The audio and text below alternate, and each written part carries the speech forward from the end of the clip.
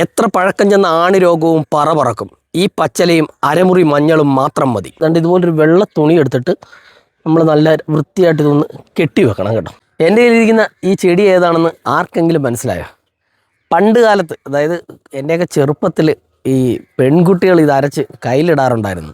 ഇപ്പം ആ കാലമൊക്കെ മാറി, ഇപ്പോൾ ഇതാരും എടുക്കാറില്ല.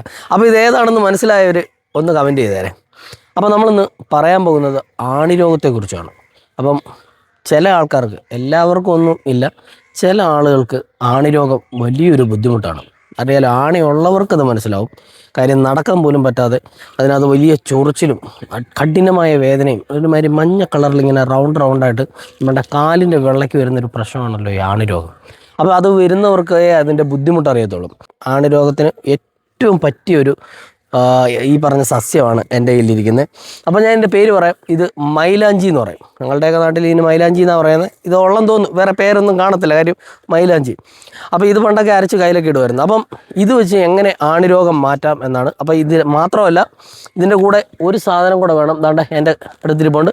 ഇത് നല്ല പച്ചമഞ്ഞളാണ്. അപ്പം പച്ചമഞ്ഞളും ഈ പറഞ്ഞ മൈലാഞ്ചിയും വെച്ച് നമുക്കങ്ങനെ ആണി രോഗം മാറ്റാമെന്ന് ഞാൻ കാണിച്ചു തരാം.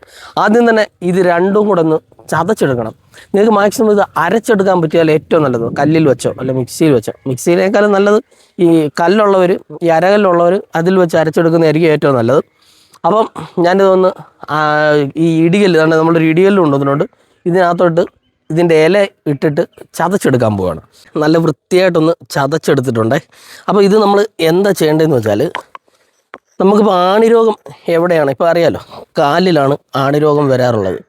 അപ്പോൾ നമ്മൾ ഇതിൽ നിന്നും കുറച്ച് മാത്രം, ഇപ്പോൾ എവിടെയാണോ ആണി രോഗം, അതാണ്ട് ഇപ്പം ഈ കാലിൻ്റെ താണ്ട് ഈ ഭാഗത്താണെങ്കിൽ താണ്ട് ഇവിടത്തേക്ക് ഇങ്ങനെ ഒട്ടിച്ചങ്ങ് വെക്കുക. ഒട്ടിച്ചിങ്ങനെ വെറുതെ വെച്ചാൽ പോരാ. നമ്മളിത് മാക്സിമം ചെയ്യേണ്ടത് എന്താണെന്ന് വെച്ചാൽ, നമ്മൾ എപ്പോഴും രാത്രി ഇത് ചെയ്യുന്നതായിരിക്കും ഏറ്റവും നല്ലത്. അതാകുമ്പോൾ നമുക്കിങ്ങനെ കാലിൽ ഒരുപാട് നേരം ഇരിക്കാൻ പറ്റും. അപ്പോൾ ഇതിങ്ങനെ ഒട്ടിച്ചാൽ മാത്രം പോരാ, ഇത് ഒരു വെള്ള തുണി വല്ലതും വെച്ച്, നല്ല വെള്ള തുണി. അപ്പോൾ ഞാൻ വെള്ള തുണി കൊണ്ടുവന്നിട്ടുണ്ട്. അതുകൊണ്ട് ഇതുപോലൊരു വെള്ള തുണി എടുത്തിട്ട് നമ്മൾ നല്ല വൃത്തിയായിട്ട് ഇതൊന്ന് കെട്ടി വെക്കണം കേട്ടോ. നല്ല ടൈറ്റ് ചെയ്ത്, നല്ല അത്യാവശ്യം നല്ല ടൈറ്റിൽ തന്നെ ഇതൊന്ന് കെട്ടി വെക്കണം. കെട്ടി വെച്ചിട്ട് രാത്രി കാലങ്ങളിൽ കിടന്ന് ഉറങ്ങുവാണെങ്കിൽ ഇത് പോകത്തില്ല. നമ്മൾ പിന്നെ ജോലിക്കൊക്കെ പോകുകയാണെങ്കിൽ ഇതൊരു വലിയ ബുദ്ധിമുട്ടായിരിക്കും. രാത്രി കാലങ്ങളിൽ ഇത് ഇതുപോലെ തന്നെ ഇരിക്കും. അപ്പം നല്ല വൃത്തിയായിട്ട് തന്നെ അതൊന്ന് കെട്ടി വെക്കണം, നല്ല തുണി. അതുപോലെ തന്നെ നിങ്ങൾ പ്രത്യേകം ശ്രദ്ധിക്കേണ്ട ഒരു കാര്യമുണ്ട്, കാല് നല്ല വൃത്തിയായിട്ട് കഴുകിയെടുക്കണം. നമ്മൾ ഈ കാല് കഴുകുന്ന ചകിരിയോ എന്തെങ്കിലും ഇട്ട് നല്ല വൃത്തിയായിട്ട് കഴുകി, ഒരു ശകലം പോലും അഴുക്കോ പൊടിയോ ഒന്നും ഉണ്ടാവരുത്. പോരാഞ്ഞ് അത് നല്ല ഡ്രൈ ആയിരിക്കണം.